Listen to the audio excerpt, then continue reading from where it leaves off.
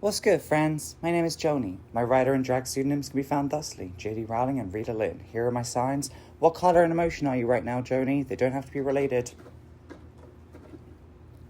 In a justice-oriented social work, my North Star is the liberation of the Black and Indigenous trans woman. But what does this mean? I think we'll find freedom when our most marginalized are free. This woman is not real. She is a straw person, but she also has many names. The separate struggles of Black and Indigenous people are linked under the thumb of Western empires. Trans here is in parentheses because the issues unique to Black trans women do not eclipse those faced by Black cis women. But who and what am I? On what authority do I stand to say this? None, baby.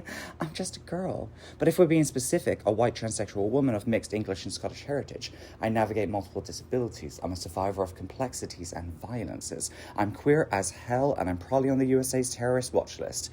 I'm just trying to level up this pussy. Where have I been? I grew up in the hella royalist town of Ferrum. Let me tell you, I fucking hated the Queen. I attended UBA in Norwich for BA and MA in American Studies.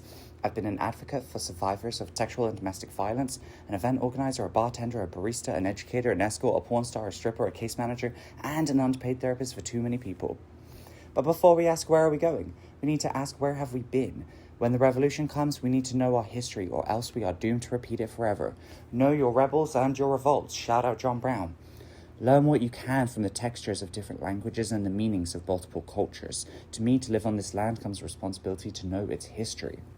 Where are we going? And I mean the royal we here, which is to say me. Me and all my loved ones' voices I've internalized and the deceased who live on within me. I see myself in multiple directions, sometimes conflicting. Direct services, mostly with men, applying CBT and DBT with my flair for somatics, but also abolition, leadership, housing, advocacy, policy writing. Fuck, I'm overwhelmed for choice. But who is the collective we? I think of community in two senses here. Those with whom I have something in common, a shared interest or identity, and community with a capital C. Those with whom I have a shared vision of the future. This relates to Finn's notion of possibility as a key organizing principle. Similarly, queerness is anything at odds with or against the dominant. Sound familiar? Well, let's also think of queerness as punk. Punk is diametrically opposed to fascism, capitalism, and colonial exploitation. My master's thesis focused on the queer genesis of American punk rock. My drag art has always engaged with the terrifying and the terrorizing. There's plenty of meaning to derive from our abject fears. You know what terrifies me? Real white women! Our story begins with a friendly visitor. Our shared history as white women, our history as social workers. Paternalistic charity resulted in surveillance and policing. But how do I ward off this witch? How do I account for my caucasity? Two things. We stay intentional and reflexive with our information intake, friends, families, lovers, leaders, argos, and we practice what we preach. In the words of Sarah Amarasu, a Black transsexual woman, as she prances around Portland, Oregon, one of the most whitest and delulu cities in America, I'm a white woman, I can do whatever I want. I'm a white woman, I can do whatever I want. To learn from the dolls is also to integrate necessary lessons from our sex work peers, who are often engaging in their own liberatory social work practice. I've learned that desire and discomfort create discovery. These are high-risk careers with the need for systems of safety and accountability plus clear and compassionate boundaries. We gotta practice what we preach too, boo. If we want to do right by our clients and build a safe and sustainable practice, we got to be in therapeutic, confidential relationships and stay cognizant of power dynamics in and out of practice. We got to know ourselves in a way that is profoundly uncomfortable, shadows and all, triggers, implicit bias, countertransference. Don't candy code it, bitch. Let's explore three more concepts, starting with accompaniment and action, with explicit emphasis on the former. This involves non-intrusive collaboration, mutual trust and respect, the importance of clear and concise language, and an explicit focus on process, plus a commitment to solidarity, which means if you're going to prescribe anything or position yourself for an intervention, it's client-led.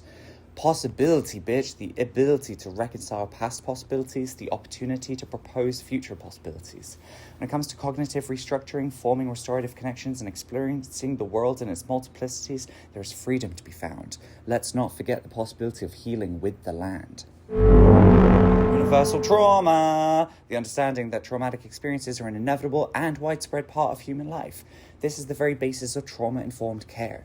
When we can process the unique pain of an experience like death of a loved one, while reconciling the knowledge that the death process is natural, we best honor the grief and channel their enduring love. And to bring it back to my star, if I'm to find myself walking around with a sense that I'm a white woman. I can do whatever I want. then I try, once more, to embody cultural humility. This is what it is to be self-reflexive, to engage in the multiple meanings, the contextual and historical backdrop, and to identify the various ways in which power manifests. Y'all, this social work grad program has been rough. I just got finished with my Saturn return, which basically means I got jumped by 5 gods and tied to the railroad tracks of life. I walked in with a pretty stable sense of self, but I understand now this program, this school, this dread-inducing climate, this timeline, it's intended to blow your shit up, bring out the worst, most maladaptive sides of you. Then after all that, the universe and our esteemed faculty hand us the well-worn tools necessary to forge a new sense of self, a new direction.